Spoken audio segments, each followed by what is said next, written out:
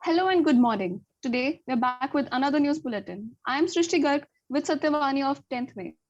Let's go to Avni for some COVID updates. Good morning. India records 4,03,738 new cases and 4,092 deaths, summing to 2,42,362 deaths as updated on 8 a.m. today. On Friday, India reported highest number of fatalities of 4,187. States like Maharashtra, Gujarat, Punjab, West Bengal, Uttar Pradesh, and Assam are under partial lockdown, following measures like night curfew to control the spread.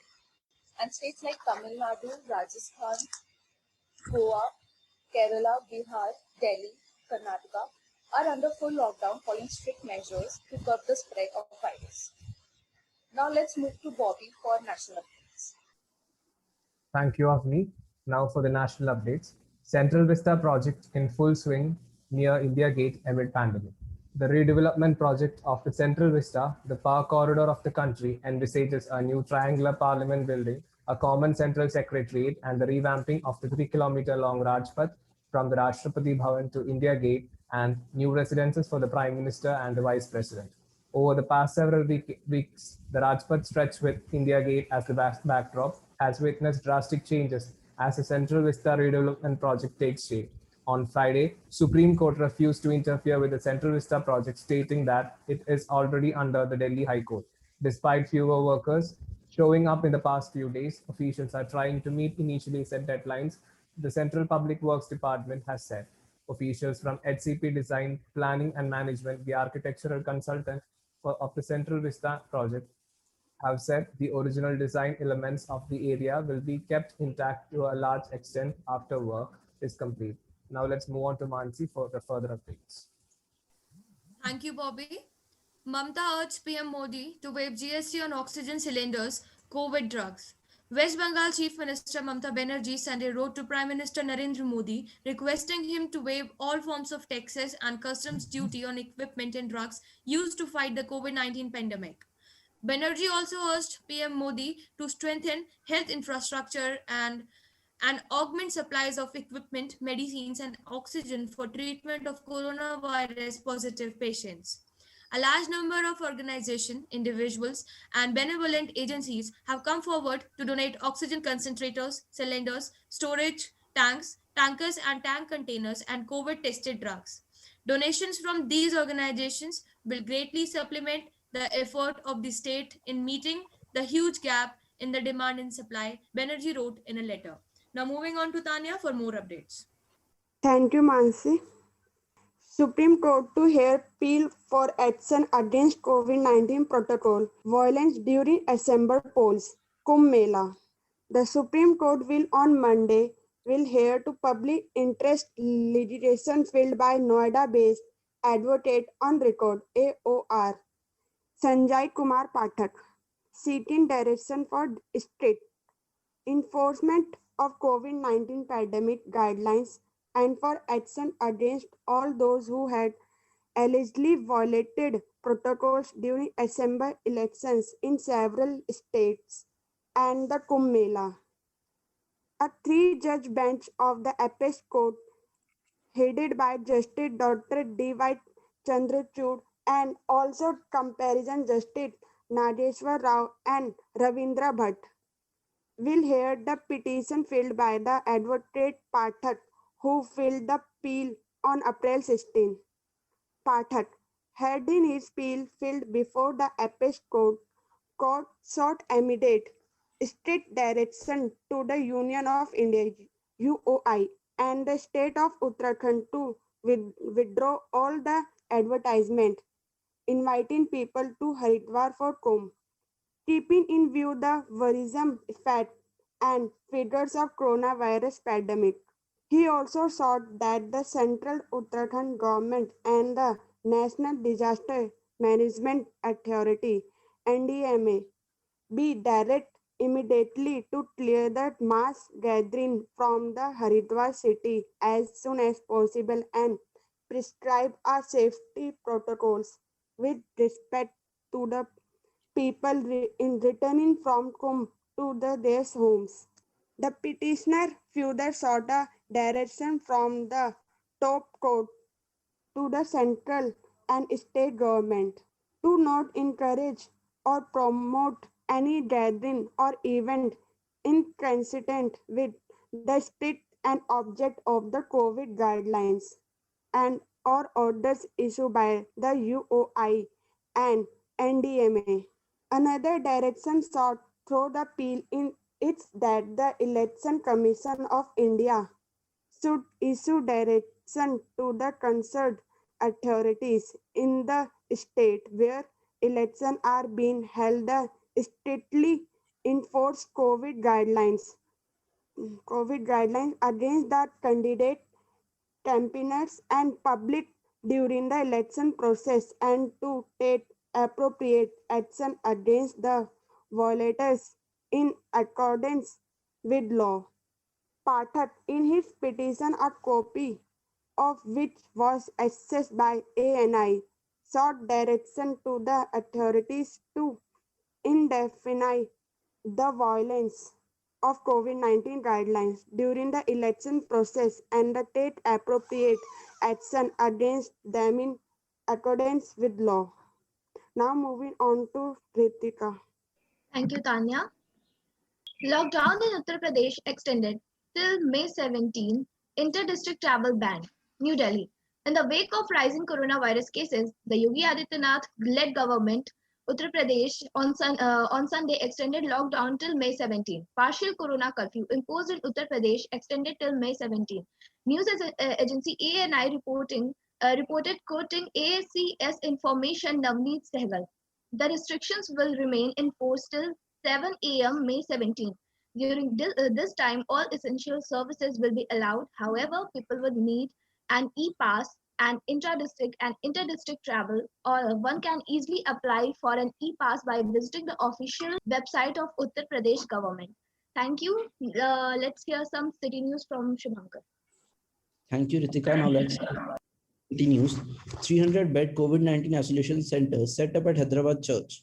In order to help Telangana in handling the COVID-19 situation, the Calvary Temple, a church at Hafiz-Pet in Hyderabad, has been turned into 300-bed COVID-19 isolation center. Dr. P. Satish Kumar, the founder and pastor of the Calvary Temple, said that they are providing oxygen facilities to those who need them in critical situations. On Saturday, the church turned COVID isolation center was inaugurated by TRS leader and MLC Kavita.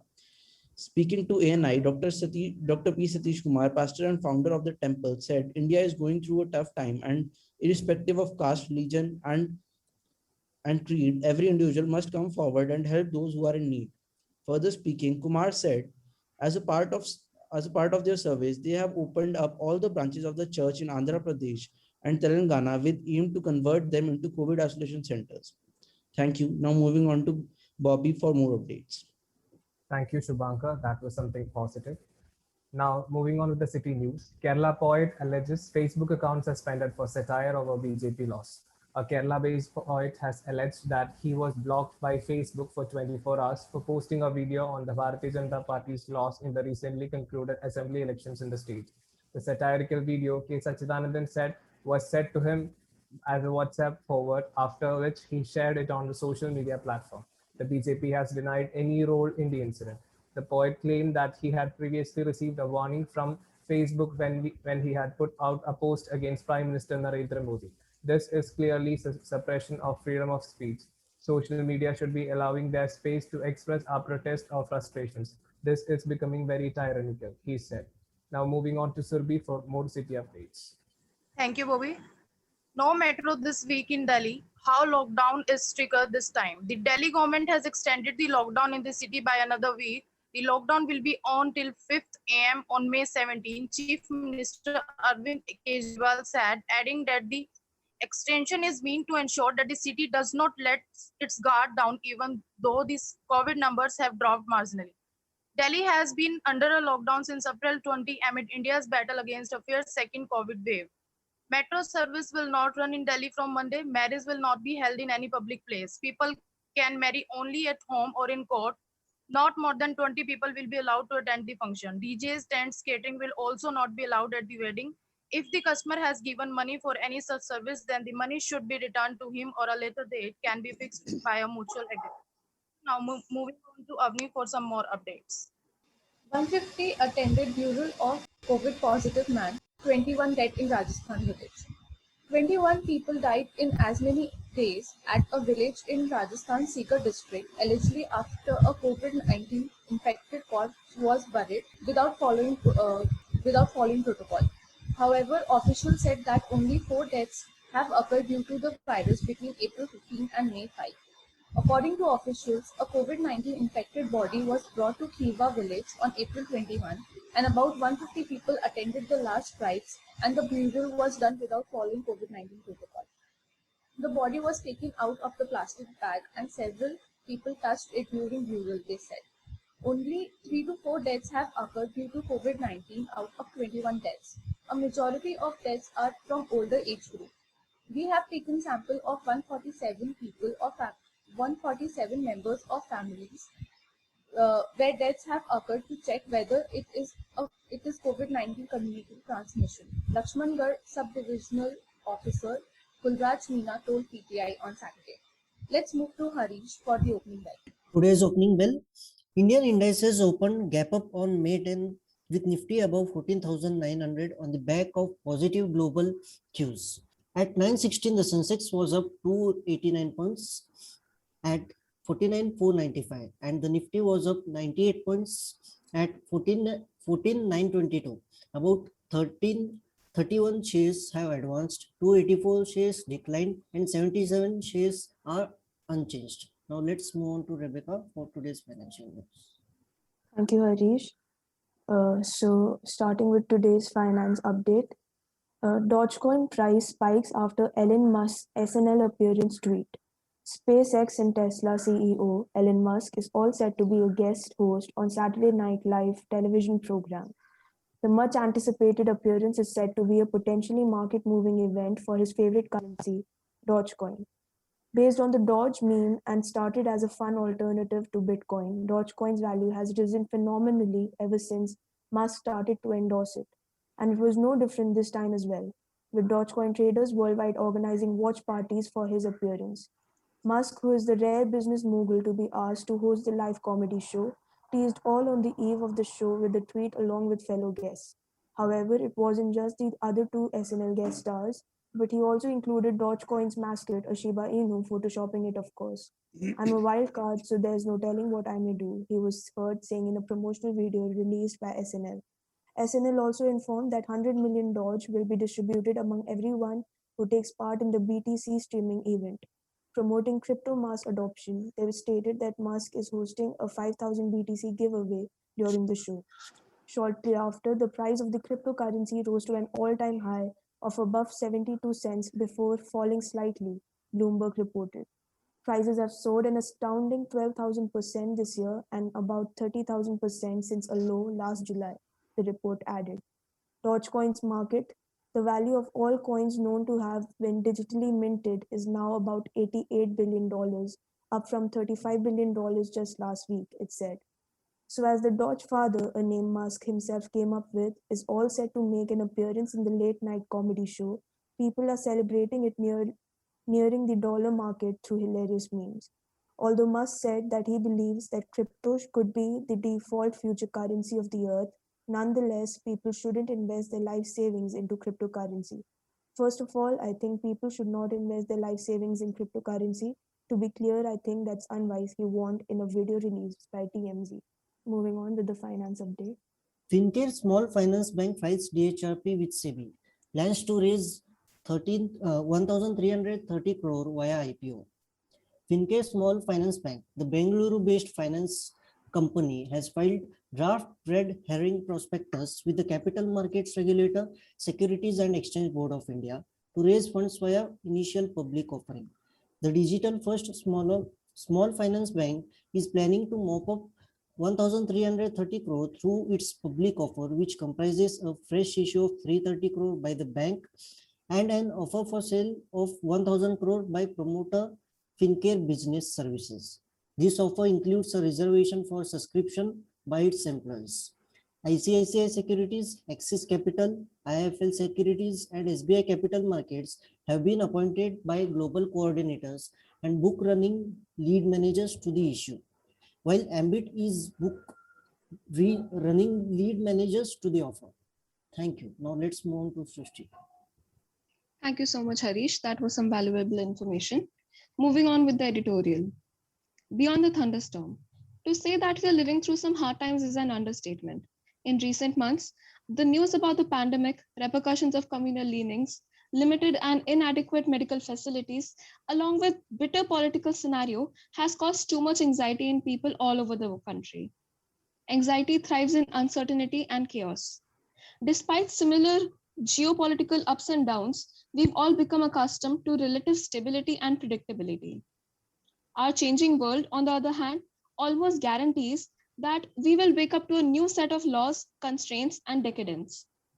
It depletes our ability to function, limits our hopes, and overpowers our logic. There's still reason to be hopeful. We must find hope in the midst of the pandemic, despite our nervous brain's efforts to highlight the negative, and despite our exhaustion draining every sense of optimism from the day. We could learn and develop some skills which might improve our sense of confidence during the crisis, foster hope, and develop emotional flexibility so we can deal with uncertainty with some deliberate effort. Although we may not be able to control our emotions, thoughts, or others' actions, we are not powerless. Restoring our sense of agency and self-confidence could be as simple as reflecting on the aspects of our life that we can regulate. After we've spent so much time being restrained and being surrounded with exorbitant amounts of bad news, where we start believing that nothing is getting better, at the risk of sounding cliche, I would like to quote a line from Mr. Rogers. When I was a boy, I would see scary things in the news. My mother would say to me, look for the helpers. You will always find people who are helping. Now, I would like Sinile to go on with the op-ed. Thank you, Shrishti. Good morning, and today's op-ed is written by India's leading columnist Tavlin Singh. Is PM Modi privately tormented by the disease and death that has spread across India on his watch? As I watched the Prime Minister urge chief ministers last week to not slow down the pace of vaccinations, I wondered if living in virtual reality has made him lose touch with reality. This virtual meeting was where we had the first sighting of the Home Minister since the defeat in West Bengal. The Home Ministry is directly in charge when there is a national disaster, and yet for the past 2 months, Amit Shah has been cited only at election rallies in Bengal. He was so certain that the BJP would snatch this state from Mamata Banerjee that he boasted publicly about winning at least 200 seats. When asked about reducing the length of the Bengal campaign, he smiled and said, and I quote, "There are no elections in Maharashtra, so why is the virus spreading there?" Unquote. In another interview, he said that the only reason why opposition leaders were asking for a shorter campaign in Bengal was because the BJP was winning. India was left to fend for herself while two of our most important leaders concentrated on winning Bengal. The Prime Minister's image has taken a huge hit. May I humbly suggest that it could be improved considerably if he stopped work on the Central Vista project. Images of the mounds of debris and dirt that lie scattered where once there were elegant street lamps and manicured lawns have traveled all over the world, and most people are horrified at what they think of as vandalism. We Indians know that the Prime Minister believes that this project is an assertion of nationalism, and that his favorite architect will do a much better job than Edwin Lutyens or Herbert Baker. His faith in Bimal Patel is extraordinary. He was tasked with tearing down parts of the old city of Varanasi to build a corridor from the Ganga to the Vishwanath Mandir and to redesign the Sabarmati riverfront in Ahmedabad. Modi has always boasted of his image as a strong and decisive leader. This is a time for him to prove that he is. For now, Every time he appears virtually on our screens and gives one of his speeches, he sounds as if he has been fooled by his admirers and his social media army to believe that the horror stories are lies. Is this why he has shown more empathy for BJP workers in Bengal than for people dying without oxygen in hospitals? Is this why he has not ordered his ministers and MPs to go into their constituencies and help those who are in desperate need? Is the Prime Minister privately tormented by the disease and death that has spread across the country on his watch? Does he see that we have come to this pass because of mistakes made by his government? He shows no sign that he does, and he really needs to. That is all for the op-ed today. Now we have Trisha to present to you the cartoon of the day. Thank you, Sinle, for putting up questions which needed to be asked. Moving on to cartoon of the day, it is by Mihir Suhail, depicting from one lockdown to another. Moving on to Sayok for internationals. Thank you, Trisha, for such a cartoon that clarifies that Kashmir may have come out of one lockdown but now is stuck in another. Now let's hear some international updates. Chinese rocket debris lands in the Indian Ocean. The remnants of China's biggest rocket landed in the Indian Ocean on Sunday. Speculation for where the debris would hit drew a lot of criticism from US over lack of transparency. The point of impact in the ocean was the west of Maldives archipelago. The debris belonged to China's Long March 5B, which was launched from Hainan Island on 29th April this year. China's media reported parts of the rocket re-entered the atmosphere at 10:24 Beijing time and landed on longitude 72.47 degrees and east and latitude 2.65 degrees north. A Harvard-based astrophysicist, Jonathan McDowell, told Reuters that potential debris zone could have been as far north as New York, Madrid, and Beijing, and as far south as southern Chile, Wellington, and New Zealand. The re-entry of the rocket debris was confirmed over the Arabian Peninsula, but whether it impacted land or water is still unknown. The Long March was the second deployment of the 5B variant since its maiden flight in May 2020. Last year, the pieces of the first Long March fell in on the Ivory Coast, damaging several buildings. However, no injuries and damages have been reported for this one yet. Now moving on to Avni and Arush. As the world is still in unrest because of COVID, there are some places that are in unrest because of social political reasons. We will talk about Palestine and Colombia, which are facing the wrath of such unrest. Another night of violence has left at least 90 Palestinians wounded after Israeli police cracked down on protesters outside occupied East Jerusalem's Old City, as concerns over an escalation grew. An estimated 90,000 Muslim worshippers prayed at the nearby Al-Aqsa Mosque on Islam's holy night of Laylat al-Qadr, or the Night of Destiny, the most sacred of prayers during the Muslim fasting month of Ramadan on Saturday. Some stayed on to protest Israeli plans to forcibly expel Palestinian families from their homes on land claimed by illegal Jewish settlers in the Sheikh Jarrah neighborhood of East Jerusalem. Israeli security forces on horseback and in riot gear fired stun grenades and water cannons against Palestinians, who in turn threw stones, lit fires, and tore down police barricades in the street leading to the walled old cities. Israeli security forces were on high alert on Sunday, bracing for a further escalation ahead of Israelis called Jerusalem Day. Many Israelis marked the Seems like a problem in the connection. We'll move on. Now from one country which is facing some serious unrest, we move to another country in South America facing unrest, which is Colombia. Demonstrations began in Colombia on April 28 to protest against a tax reform proposed by its president, Ivan Duque, that would have squeezed the middle class.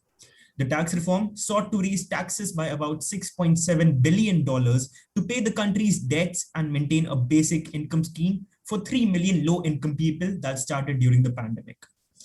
The president's administration withdrew it 4 days later, but the protests continued and grew. A policeman was among the many killed. Initially led by unions and supported by college students and social organizations, protesters turned out in more than half of Colombia's municipalities, sometimes erecting roadblocks that officials say have led to food shortages, prevented vaccine deliveries, and blocked ambulances. The response by security forces, heavily armed from decades of battling drug traffickers and guerrillas, is being scrutinized by human rights observers. The Attorney General's office and the agency responsible for monitoring human rights compliance reported Thursday that 26 people were killed in protests, including a police officer and more than 800 injured.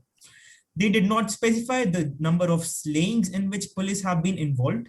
Previously, the agency's alleged police involvement in a dozen.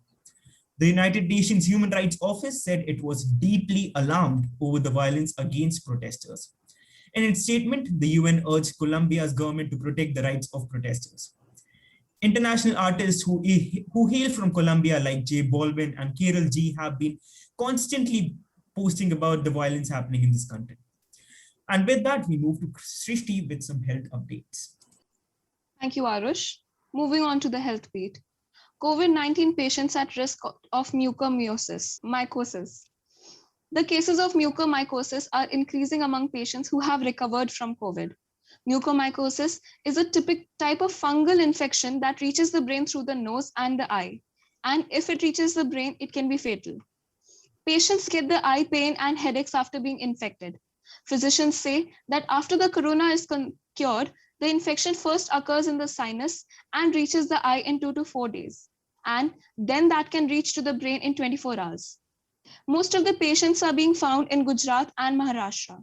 According to ACS Health Mumbai, so far 200 COVID-19 positive patients have been found to have symptoms, due to which the administration has become cautious.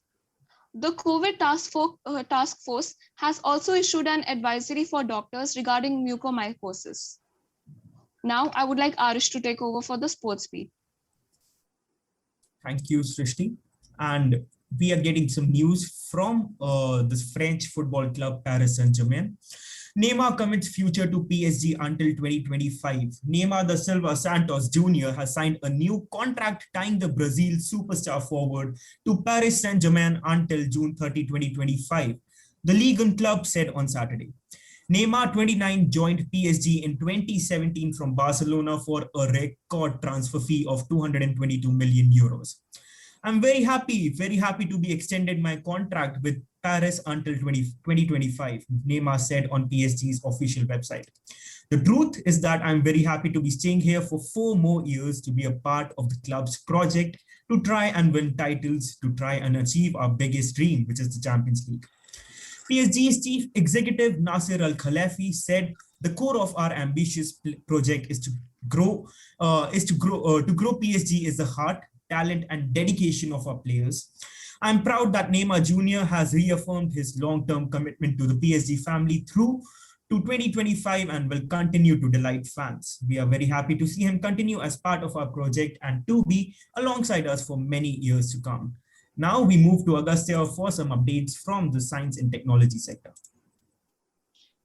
Arush, and yes, I am definitely happy that Neymar has decided to stay with PSG rather than move. Now, going on to the science news, NASA plans on making the first railway system on the moon. NASA has made plans for putting the first railway system on the moon in the 2030s, when there is a sustainable base suited over there. The float system by NASA employs an unpowered magnetic robot that levitates over a 3-layer flexible film track. A graphite layer enables robots to passively float over tracks using diamagnetic levitation. A flex circuit layer generates electromagnetic thrust to controllably propel robots along the tracks. And an optional film solar panel layer generates energy to power the base when in sunlight. Float robots have no moving parts and levitate over the track to minimize lunar dust absorption or wear. Unlike lunar robots with wheels, legs, or tracks, float will autonomously in the dusty, inhospitable lunar environment with minimal site preparation, and its network of tracks can be rolled up or reconfigured over time to match evolving lunar-based mission requirements. So far, there are 2 phases for the float system, but many more are being stated to be there.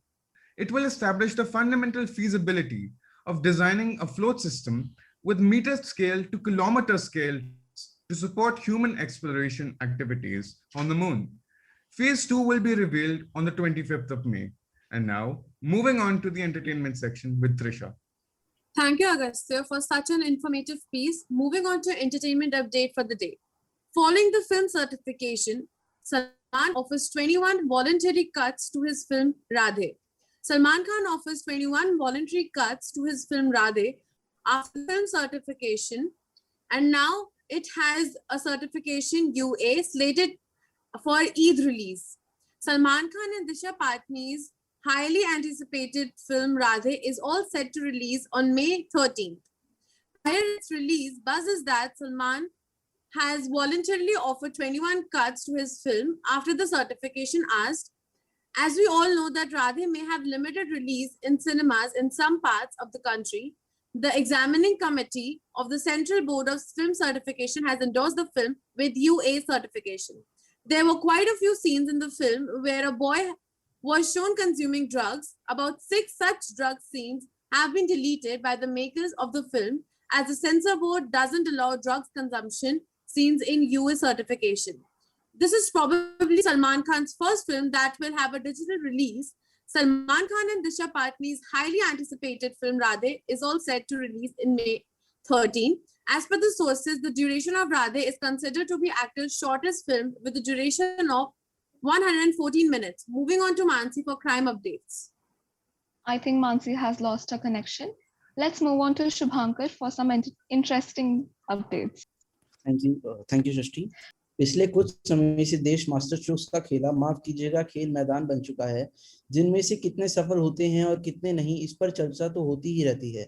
मगर हम पेश कर रहे हैं एक छोटी सी unscripted बातचीत हमारे देश के दिग्गज एंकरों के बीच, जिसे सामने रखने से पहले मैं बस इतना ही कहना चाहूंगा कि फिल्म सिटी के घाटन पर लगी एंकरन की भीड़, चौरसिया औंधे पड़े, रोए रहे सुधीर। चलिए देखते हैं हमारे देश के पत्रकारों को उनके सच्चे विचार हमारे सामने रखते हुए। सुधीर जी, मेरा पहला सवाल आपसे है कि ये इंटरनेशनल मीडिया के द्वारा दिखाए गए भारत के हालातों के बारे में आपका क्या विचार है?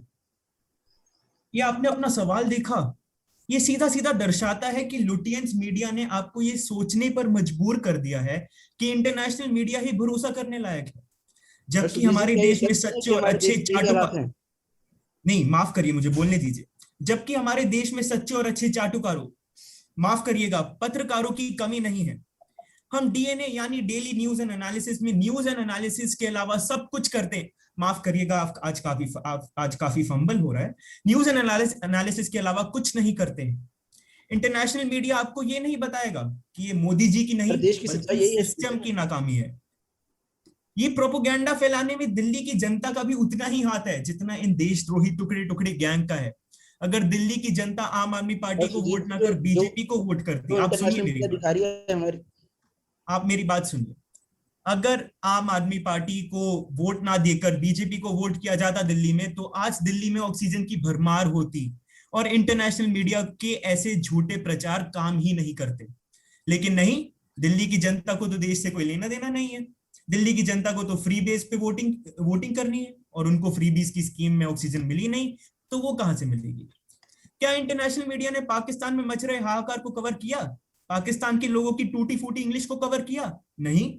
जैसे ही भारत में कुछ मोटा हो जाता है अपनी टुच्ची पब्लिसिटी के लिए, वो भारत के पीछे बढ़ जाते हैं। वो हमारे देश के बारे में सच दिखा रहे हैं। आप मुझे एक बात बताइए, आप लोगों ने मेरी 2000 की नोट में नैनो चिप वाली खबर का कितना मजाक उड़ाया? आज भी वो याद करके रोना आता है, आपको पता है। लेकिन नहीं, अब आप ऐसे प्रोपेगेंडा को बढ़ावा कैसे दे सकते हैं? अब ये आपको समझना है कि कौन सच बताता है और कौन प्रोपेगेंडा फैलाता है। ठीक है सुधीर जी, अब हम आगे बढ़ते हैं। अर्नब जी, मेरा अगला सवाल आपसे है मेरा सवाल है कि अर्नब जी, जो ऑक्सीजन की कमी पे आपका क्या विचार है? हमारे पूरे देश में संक्रमण का वार है और देश में ऑक्सीजन की कमी, इस पे आप क्या कहना चाहेंगे? What do you mean by oxygen? How dare you ask me such questions? How dare you? The nation wants to know.